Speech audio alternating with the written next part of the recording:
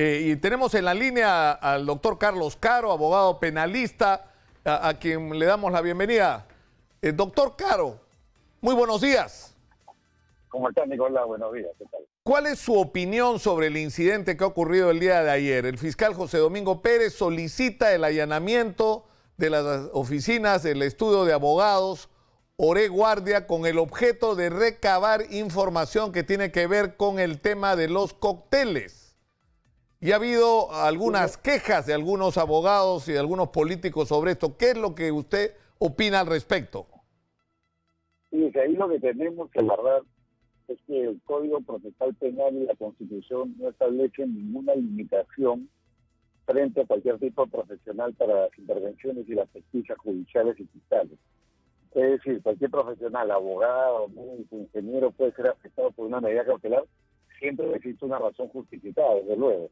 Ahora, en el caso de los abogados, lo que se alega siempre es el tema del secreto profesional, pero en el caso concreto, la medida ha girado en torno a información administrativa, información contable, contractual, no puede afectar, y de hecho, según lo que dijo el propio fiscal y los propios abogados afectados en este caso concreto, la Fiscalía no ha intervenido las computadoras en las que están los archivos del proceso de fuerza popular. Tampoco se ha llevado los expedientes de los abogados, donde puede aparecer las estrategias y argumentos de defensa, porque eso sí sería invadir lo que significa ya el derecho de defensa, en este caso los imputados, y por otro lado el secreto profesional. Entonces, creo que hay que tener en cuenta esto, porque además el Grupo de Acción Financiera Internacional ha señalado en varias ocasiones que especialmente los abogados, los contadores, asesores empresariales y financieros están expuestos altamente a riesgos de lavado de activos. De manera que los abogados tenemos el deber de utilizar mecanismos de prevención tanto en la selección del cliente como en el manejo contable, digamos, de este tipo de procesos para que exista mucha transparencia. Y la función del abogado se limita a hacer eso, la labor de abogado, labor de defensa, sin cruzar la raya, como habría sostenido algún colaborador eficaz en este caso, que habría tratado de relacionar a sus abogados con la compra de testigos o el direccionamiento de testigos para el caso de fuerza popular. Esas son las limitaciones que hay que tener en cuenta. Claro, es decir, en conclusión, por lo que usted dice, doctor Caro, acá no ha habido ninguna transgresión al secreto profesional ni al libre ejercicio de la defensa. Efectivamente, porque los abogados van a seguir haciendo su trabajo, tienen impacto a su información, digamos, vinculada a la defensa de fuerza popular, pero desde luego si hay una acusación que es gravísima en relación a que ellos habrían tenido alguna participación en el reclutamiento de presuntos abogados para asesorar a testigos falsos, es una acusación que tiene que ser descartada, ¿no? Y la Fiscalía y el Poder Judicial han ordenado una medida excepcionalísima para poder acreditar o descartar, ¿no? Evidentemente, Nicolás, acá hay un tema adicional que es que pesa o no pesa el testimonio de otros colaboradores, ¿no? Ya para usted Concepción Carguancho y para el fiscal José Domingo Pérez ya sabemos que la versión del testigo tiene que ya dar lugar a medidas cautelares para unos tribunales. Esto implicaría una solución diferente. Para los tribunales implicaría corroborar previamente, pero claro, en todo el proceso de corroboración la información puede desaparecer, la información puede, digamos, difuminarse, y al final del día hay veces este tipo de intervenciones, por más drásticas que sean, son intervenciones que pueden dar una solución inmediata al caso. Ahora, acá hay un tema que resulta relevante y sobre el que yo estoy escrito el día de hoy en el diario Exitosa sobre este tema, es decir, que es el papel de los abogados en la red de construcción construida por Odebrecht, y no solo por Odebrecht, ¿no? Sino en las redes de corrupción que han funcionado en el Perú en las últimas décadas. Entonces, Odebrecht dice, hay 32 estudios de abogados que han trabajado para nosotros, y no se ha, digamos, establecido la separación, digamos, de quienes han cumplido funciones que pueden ser razonablemente aceptadas como el ejercicio de la profesión de abogado y cuáles podrían ser consideradas vinculadas a actos delictivos. Ahora, ¿a quién corresponde esto? ¿Al Ministerio Público, por un lado, pero también al Colegio de Abogados, o no?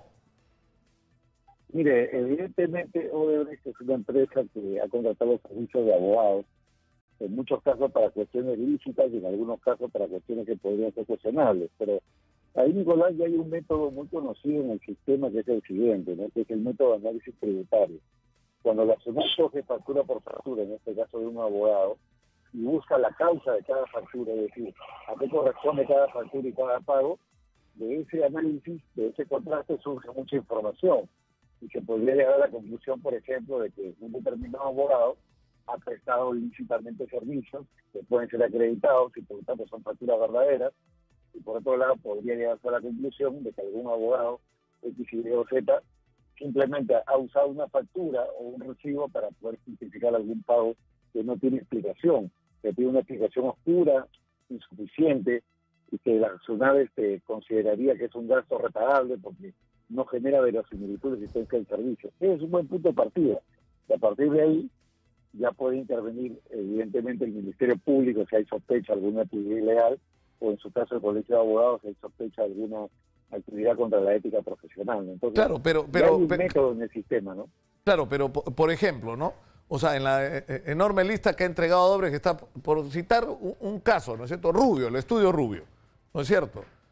Que está vinculado a Odebrecht. A este estudio ha estado asociado Cecilia Blume. Cecilia Blume, por su propia declaración, ha tenido una participación importante en los contratos sobre temas eléctricos, ¿no es cierto? Pero ahora resulta que los contratos eléctricos son absolutamente perjudiciales para los intereses del país, ¿no es cierto? Y se presume que detrás de ello había el pago de comisiones ilegales. ¿Cuál es la responsabilidad de los abogados de ese estudio y del estudio con respecto a esto? Por citar un caso, ¿no es cierto? O otros, es decir, detrás de, o sea, el contrato, por ejemplo, de Línea Amarilla. Es un escándalo ese contrato. O las agendas, ¿no es cierto? Las adendas, perdón, de la interoceánica. Detrás de esos documentos hay abogados que han participado. A ver, evidentemente, los abogados tienen el derecho y el deber de gestionar lo necesario para los intereses de sus clientes, ¿no? Lo que no pueden hacer es pasar la línea e incurrir en prácticas ilegales, coimas, tráfico de influencias, lobbies ilegales. Eso es algo que no está permitido en el sistema. Y como vuelvo a repetir, son pagos que han sido hechos de manera formal a través de facturas y recibos. Es un análisis que en verdad en principio es bastante sencillo, ¿no? Que contrastar, digamos, este tipo de facturas o pagos con los servicios efectivamente realizados. De manera que si, por ejemplo, ¿no?, apareciera en algún caso un pago de $100,000, ¿no?, y no existe una justificación detrás, uno puede presumir que detrás de eso ha habido un lobby, porque detrás de eso puede haber existido un pago ilegal. Siguiendo la ruta de la plata pueden aparecer resultados que puedan ser preocupantes o incluso dar motivo para una investigación penal o para el Colegio de Abogados en el plano ético, ¿no? Entonces, ya hay un método en el sistema para seguir la ruta, como se dice, del dinero y de los pagos, y creo que ese análisis no solamente correspondería en verdad a los abogados, sino a todos los proveedores, porque cuando hay corrupción de por medio, las empresas lo que suelen hacer es recurrir a los proveedores que giran facturas más altas para hacer pasar por esa vía los pagos ilegales. Recordemos en el caso, por ejemplo, del Club de la Construcción, ¿no? Había una empresa fachada que es Lual, a través de la cual se operaban, digamos, todos estos pagos de la supuesta coima de 2.92% para acceder a los contratos de Provías, ¿no? Entonces ya hay, digamos, cierta experiencia, cierta metodología para hacer el seguimiento de este tipo de casos. Bueno, yo le agradezco mucho al doctor Carlos Caro, abogado penalista, por atender nuestro llamado. Muy gentil, como siempre, doctor Caro. Buen día.